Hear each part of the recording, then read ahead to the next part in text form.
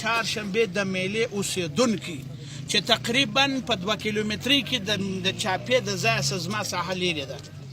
دغه شپه د چاپې زما 4 کلنه لور زموږ د غېږې نه جلا کېږي. دا په داسې وحشت او په یو داسې ظلم د یهودو زموږ زنانې زموږ ماشومان په بغارو په چغارو په ډوډۍ نه خوړلو باندې دا نه یوه شپه ده نه یوه ورځ ده. بیا خصوصا زموږ د خپل دې والي څخه ډېر سخت ناراضه یو. الله دې زموږ د سره زیوال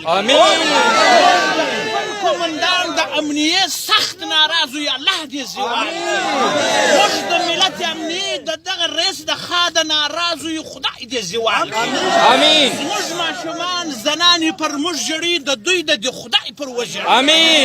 زموږ زنان یې بېولې دي په وحشت په بېعزتۍ په بېابۍ په پښتنو کې نسته په افغانیت کې نسته. که زما دا غږ تاسې په دې رسنۍ کې خراب کوي نیمه یې کوي زموږ تیسته هم شرا کوو.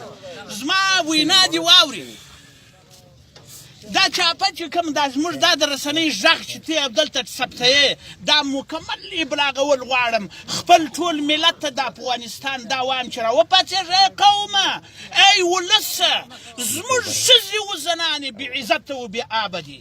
دا د شپې پر 12 بجې دا چاپه راځي دا په وحشت کښېني د 2 کیلومترۍ څخه زموږ څه لرې ده دا چاپه. ښځې مو بیایي 2 شهدا کوي 7 که 6 نیشګر چې موږ په ځای کې تاریا کرل کېږي نیشګر یې بېولې دي.